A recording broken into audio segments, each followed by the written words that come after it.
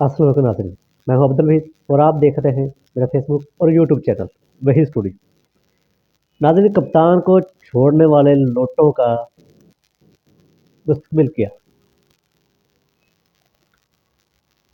PDM हुकूमत बनी तो कितनी तबाही होगी,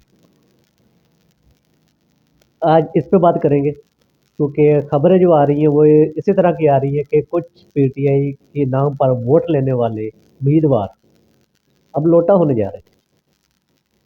और नून लीग का तो एक वतीरा रह चुका है, क्योंकि ये जब से ये सियासत में आए इनका यही काम है कि इसे खरीदो, इसे बेचो, इसे खरीदो और इसे बेचो। ये काम तो उनके साथ चलता आ रहा है, वो करते आ रहे हैं। और अब अगर हम बात करें तो इस पे सबसे बड़ा सहरा काजी फायद ईसा साहब के सर पे जाता है। क्योंकि जब हाई कोर्ट पेशावर ने पीटीआई पार्टी को उनका इंतखाबी निशान वापस कर दिया था, तो इन्हें नहीं चाहिए था कि वो निशान वापस लेते। अगर लेना मंसूब था ही तो कोई और निशान, कोई अच्छा निशान देते, ना कि उन्हें आज़ाद, उनके उम्मीदवारों को आज़ाद छोड़ देते, ताकि वो कभी उसके दर कभी उसके इसके दर कभी उसके दर वाला सीन ना होता उनके साथ। तो आपको बताता चलूँ कि फतेहगढ़ के हैं वसीम कादर साहब। वसीम कादर साहब ने एक वीडियो पैगाम भी जारी किया था। उस वीडियो पैगाम में उन्होंने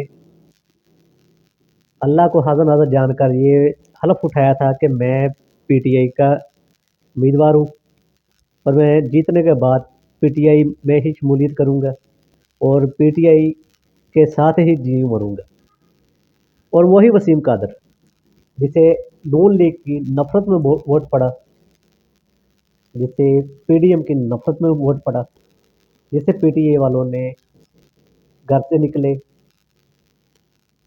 ये समझे कि सर पे कफन बांध के घर से निकले और वोट डाले, वो जितवाया भी। वो मासूम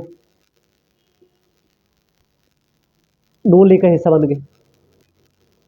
और उससे कबल कुछ अर्सा पहले मरीम नवाज साहिबा की एक वीडियो फुटेज है, वो भी मीडिया पे चल रही है, आप देख सकते हो, जिसमें वो खिताब कर रही हैं अपने कारकुनों से कि लोटों की जगह वॉशरूम में होती, लोटों की जगह पार्टी में नहीं होती, और हम किसी लोटे को अपनी पार्टी में जगह नहीं देंगे। पर अगर ये चीज़ सोची जाए तो फिर वसीम कादर साहब की जगह कहाँ पे होगी? क्या उन्हें वो अहमियत मिल सकती है जब वो अपने इलाके में दोबारा कौंसलर के इलेक्शन पे भी जीत सकते हैं?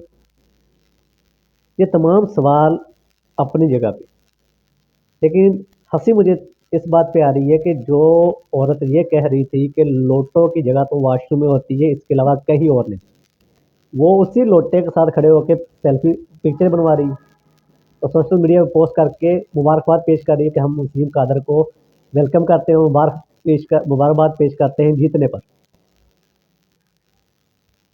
तो ये सियासत तो नून लीग ने शुरू से की है, लोटों की सियासत, नोटों की सियासत और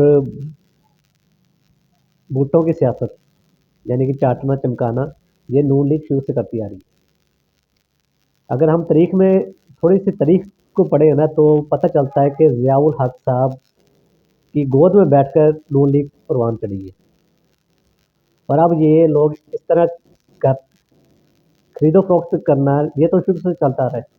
लेकिन ये जितनी भी खरीदो फरोख्त होगी, पीटीआई के जितने भी आज़ाद उम्मीदवार किसी और पार्टी में जाएंगे और उन्हें खरीदा जाएगा और उन्हें बेचा जाएगा या उन्हें डराया धमकाया जाएगा। क्योंकि एक खबर मेरे पास और भी आई है कि जनूबी पंजाब से 18 आज़ाद उम्मीदवार जो पीटीआई के हैं, लेकिन बाज़ाहिर तो वो आज़ाद हैं, उन 18 को ऑर्डर दिया गया है कि आप इस्काम पार्टी या नून लीग में शमूलियत इख्तियार कर लें। और उनमें से एक कसीर तादाद ने इस बात को इनकार कर दिया, उन्होंने शमूलियत से इनकार कर दिया, उन्होंने कहा हमने शमूलियत नहीं करनी। तो अगर उन्हें डराया धमकाया जा रहा है या उन्हें ये प्रेशराइज किया जा रहा है, तो प्रेशराइज करने वाला कौन है?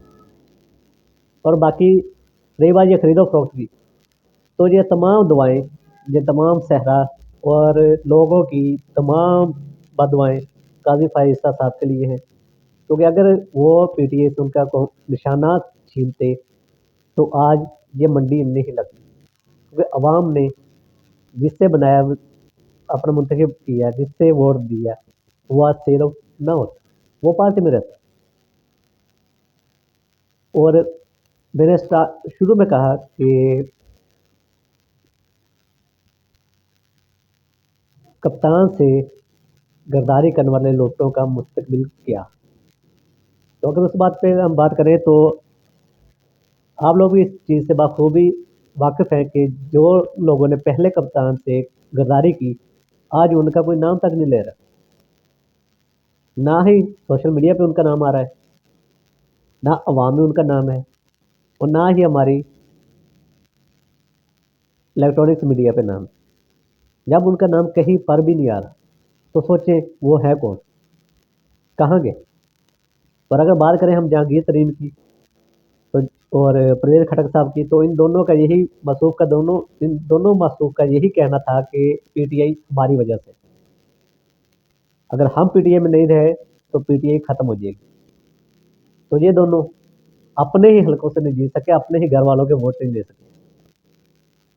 तो इसी तरह वसीम कादर साहब अब ये चीज़ सोच लें कि इलेक्शन तो दोबारा भी आने, क्योंकि आप और मैं अपना काम छोड़कर किसी और काम में लग सकते हैं, लेकिन सियासतदान कभी अपना काम छोड़कर किसी और काम में नहीं लग सकता, क्योंकि इसे सियासत के अलावा आता ही फिर कुछ नहीं। तो अब तो इस इन हालात के बाद मुझे नहीं लगता कि वसीम कादर साहब कोई इस तरह का काम कर पाएंगे, कोई किसी जगह पे बैठकर अपने आप को as a candidate, PTI candidate बनवा पाएंगे, कतई नहीं लगता। और मुझे नहीं लगता कि इस तरह का कोई सीन होगा, क्योंकि अवाम ने तो वोट दिया है नून लीग की नफरत में,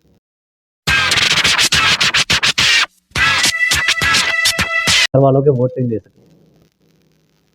तो इसी तरह वसीम कादर साहब अब ये चीज़ सोच लें कि इलेक्शन तो दोबारा भी आने, क्योंकि आप और मैं अपना काम छोड़कर किसी और काम में लग सकते हैं, लेकिन सियासतदान कभी अपना काम छोड़कर किसी और काम में नहीं लग सकता, क्योंकि इसे सियासत के अलावा आता ही फिर कुछ नहीं। तो अब तो इस इन हालात के बाद मुझे नहीं लगता कि वसीम कादर साहब कोई इस तरह का काम कर पाएंगे, कोई किसी जगह पे बैठकर अपने आप को as a candidate, PTI candidate बनवा पाएंगे, कतई नहीं लगता। और मुझे नहीं लगता कि इस तरह का कोई सीन होगा, क्योंकि अवाम ने तो वोट दिया है नून लीग की नफरत में, अवाम ने तो वोट दिया है इमरान खान को, इसे इन्हें तो जानता भी कोई नहीं था। तो अगर इस तरह के मामला होंगे तो ये तमाम चीज़ें होंगी। और अगली बात मैंने जो की थी कि पीडीएम की हुकूमत बनने पर पीडीएम की हुकूमत अगर बनी तो कितनी तबाही होगी, इसका नमूना आप पहले भी देख चुके हो। पहले इस तरह देख चुके हो कि जब ये 16 माह पीडीएम की हुकूमत रही, उसमें महंगाई किस अरूज पर गई, उसमें मुल्क में गंदम चीनी का बहरान आया, बिजली के बिलों की कीमतें 10 गुना बढ़ गई, टोल की कीमतें 10 गुना बढ़ गई, हर चीज़ महंगी होगी, आम इंसान का जीना, सफेद पोश का जीना मुश्किल हो गया था। और अब भी पीडीएम 2 तर्ज की हुकूमत बनने जा रही है। और अगर ये हुकूमत बनती है तो ये चीज़ मैं दावे के साथ कहता हूँ, ये हुकूमत ज़्यादा देर नहीं टिकने वाली, चंद दिनों के मेहमान होगी और उसके बाद ये हुकूमत ख़त्म और इलेक्शन फिर से इलेक्शन होगा। और उस इलेक्शन में मुझे नहीं लगता कि जो अभी नून लीग ने अपनी ईमानदारी से जो रियलिटी पे उन्हें वोट पड़े, जिन जो सीटें उन्होंने हकीकत में जीती है 15 से 20, वो भी जीत पाएंगे बाद में, नहीं लगता, क्योंकि अब आवाम उन्हें नहीं देगी। और जो अब नेक्स्ट इलेक्शन आएगा ना, यानी कि कुछ दिनों के बाद बात कर लें या कुछ महीनों के बाद बात करें, तो इलेक्शन दोबारा तो होना है, 2 माह के बाद भी हो सकता है, 3 माह के बाद भी हो सकता है, लेकिन इसी साल 2024 में इलेक्शन दोबारा से हो जाएगा। और उस इलेक्शन में पीटीआई को पीटीआई का निशान भी मिल जाएगा, ना सिर्फ निशान मिलेगा बल्कि तमाम कारकुन उनके रिहा भी होंगे और उन्हें जब्त भी दी जाएगी। ये मैं आपको पहले बता रहा हूँ, इस बात को गौर से सुन लीजिएगा और याद रखिएगा कि कुछ महीनों बाद फिर दोबारा इलेक्शन होने वाला है और उस इलेक्शन में पीटीआई का निशान भी होगा और पीटीआई के तमाम कारकुन आज़ाद भी होंगे और उन्हें आज़ादाना तौर पर जलसा करने की और अपने इलेक्शन कैंपेन करने की इजाज़त भी होगी। क्योंकि जो एक खबर मेरे पास आई है वो इमरान खान से बात की गई है कि आपको रिहा कर दिया जाएगा, कि अब आपको रिहा कर दिया जाएगा, लेकिन कब रिहा करते हैं ये कन्फर्म नहीं है। हो सकता है इसमें 1 माह भी लगे, 2 भी लगे, 3 भी लगे, लेकिन ये भी आपको खुशखबरी सुना दूं कि इसी साल में इन्हीं 2-3 माह में हुकूमत पीडीएम की जानने से पहले पहले इमरान खान जेल से बाहर होंगे, तमाम केसेस भी खत्म हो गए, सजाएं भी माफ़ हो जाएगी। लेकिन इमरान खान साहब ने वहाँ जेल में बैठे बैठे ये कहा कि मुझसे पहले मेरे कारकुनों को रहा किया जाए।